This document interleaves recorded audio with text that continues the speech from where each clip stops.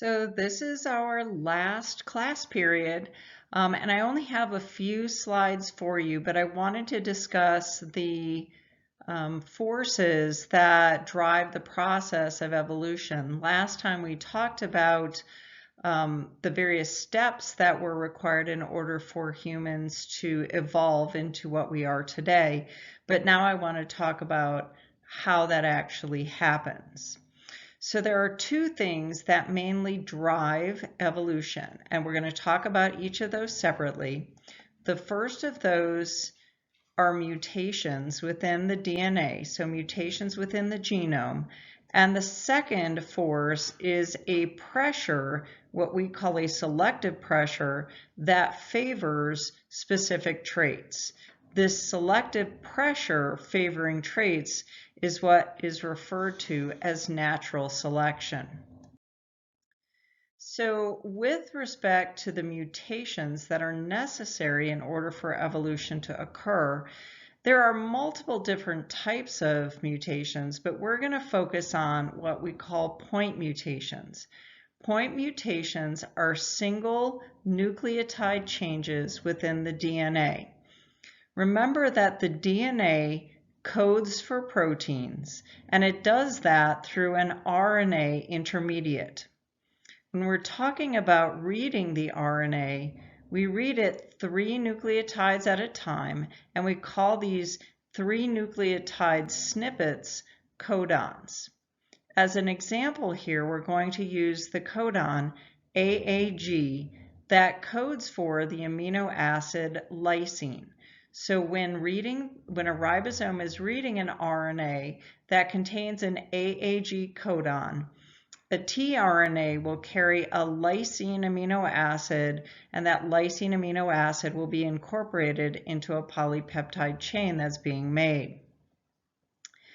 If that DNA is mutated such that the mRNA codon that is produced normally would have had a G in the 3rd position, but is mutated such that there is an A in the 3rd position, the AAG codon is changed to an AAA codon.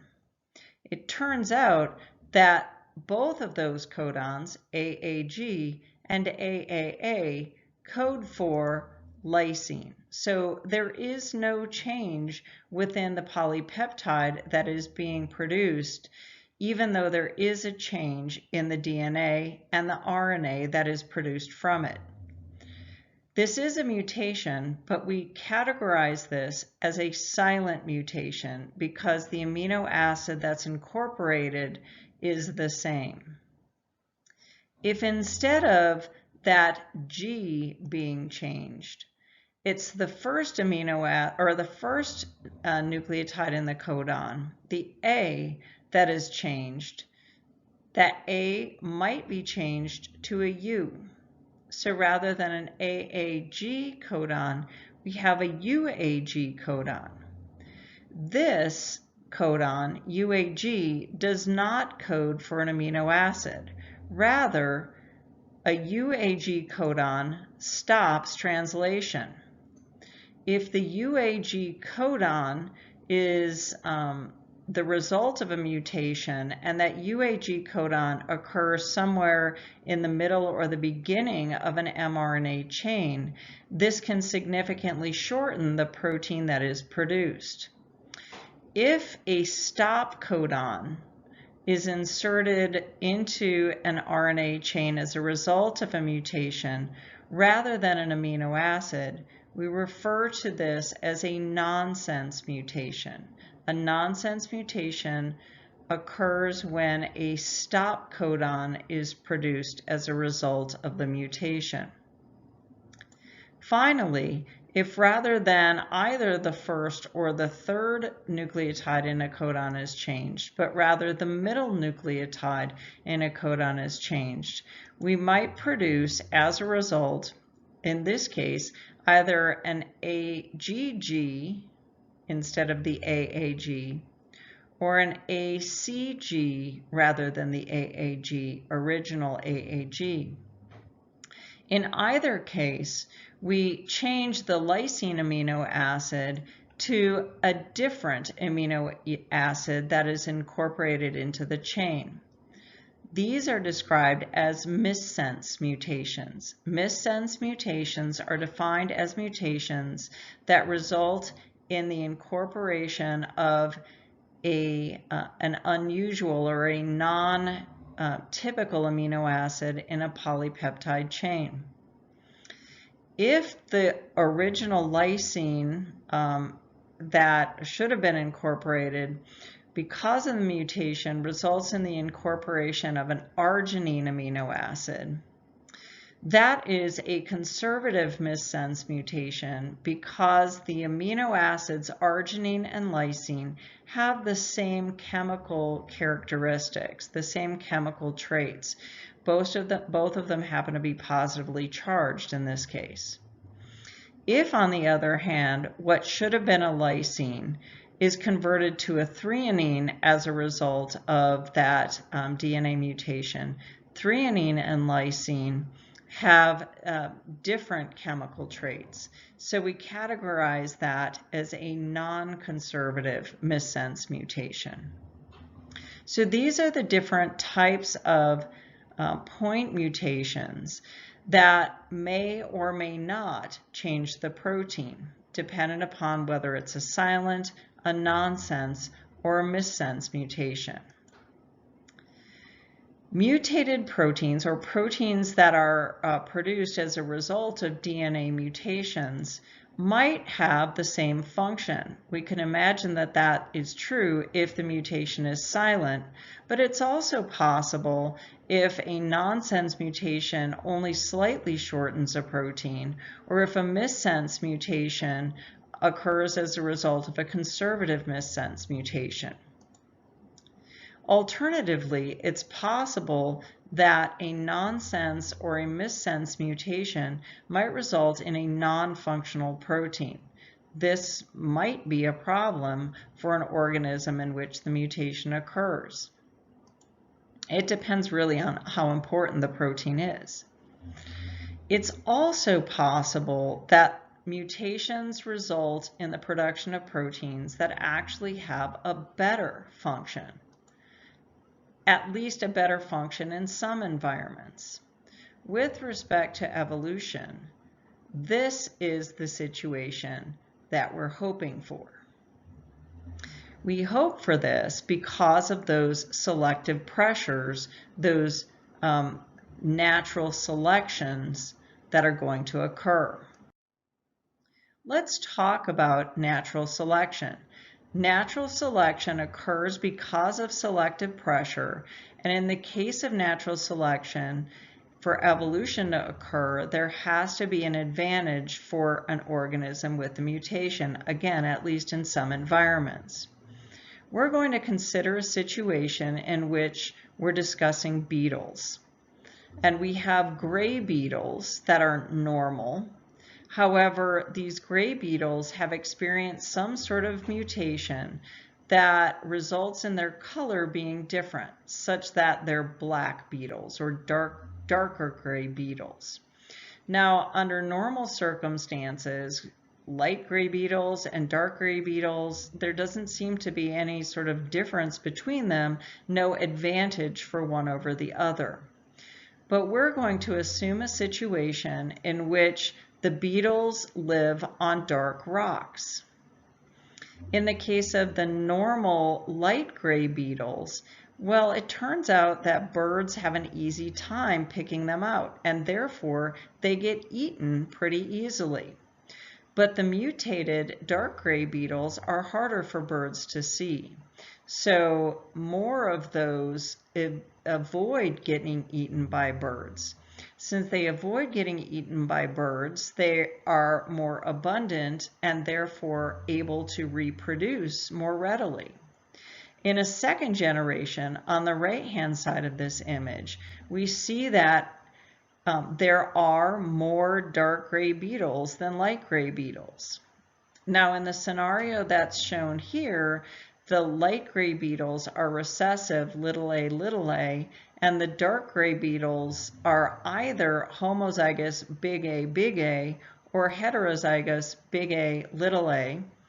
And because there are some heterozygotes in this population of beetles, we're always going to produce some light gray beetles. But of course, the light gray beetles are going to be eaten and they're going to be less likely to reproduce. So as time goes on, the force is toward dark gray beetles, and it may be that eventually that little a allele gets sort of washed out of the population. Natural selection results from selective pressure, and in the previous example, we talked about the selective pressure of predation, where something gets eaten or something can kill you less well or better in the case of our beetles because of their color. In addition to predation differences or predators selectively killing or eating one thing over another, another type of selective pressure is some sort of physiologic stressor. The best example of this is an antibiotic drug where we might have a population of bacteria where some of those bacteria can tolerate that antibiotic drug better than another. Over time, the bacteria that are susceptible to that antibiotic will not grow as quickly or they might die. But those bacteria that are resistant to the antibiotic drug can reproduce at a faster rate and therefore they will survive. That pressure drives evolution toward the bacteria that are resistant to the antibiotic. And you guys probably have all heard of methicillin-resistant bacteria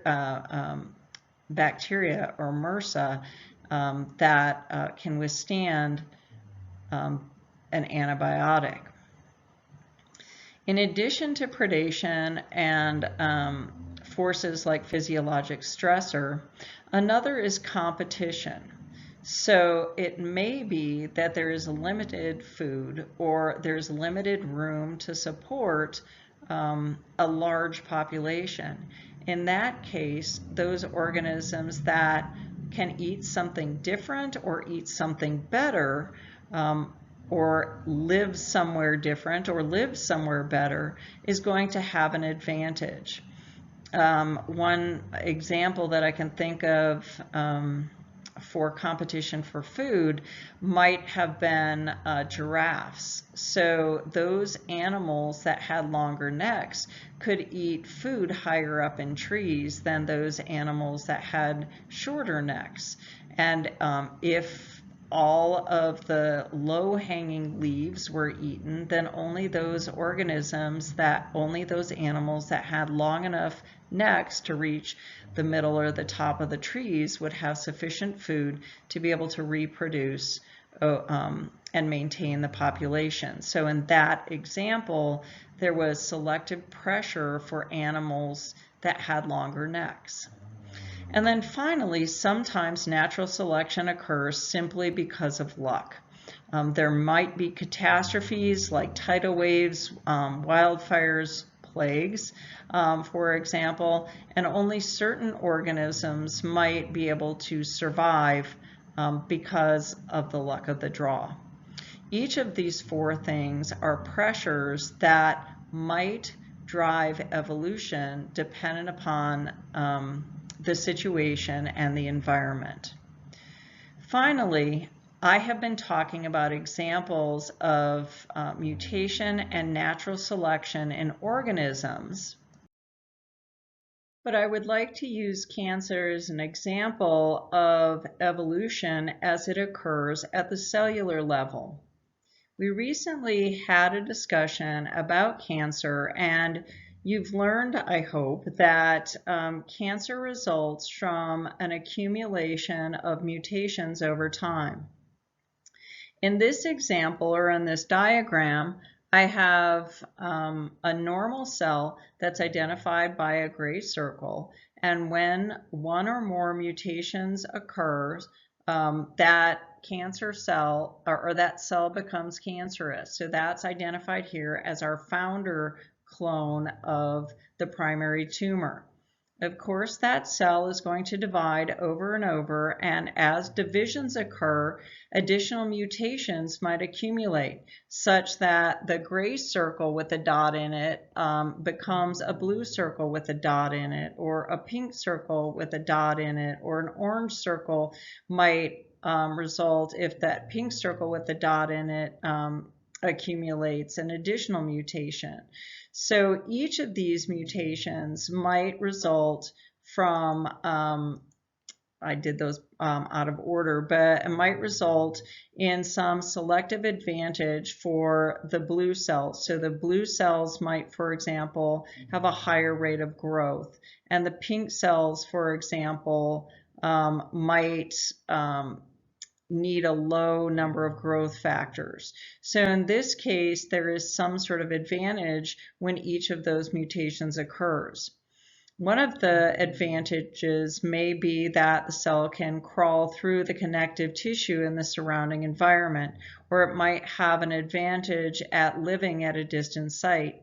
In those cases, we might produce metastases. So all of these are the result of mutations, and each mutation has conferred some sort of advantage onto the cell to allow it to thrive or survive in the primary tumor and potentially metastasize to a distant site. So finally, just to bring this all home, I want to remind you that all cells and all organisms are subject to evolution. The pressures that drive evolution are those mutations and selective pressures that favor those organisms or cells that have mutations. Because of that, evolution of cells and organisms favors those cells that reproduce rapidly or mutate more easily. So evolution can occur at a faster rate. So this ends not only our discussion on evolution, but it also ends our semester. I hope from this class that you've learned something, and ideally that you've learned something that will impact your everyday life. Please let me know if that happens. I've enjoyed the class more in person than I have online, but I wish each and every one of you luck in the future. Thanks.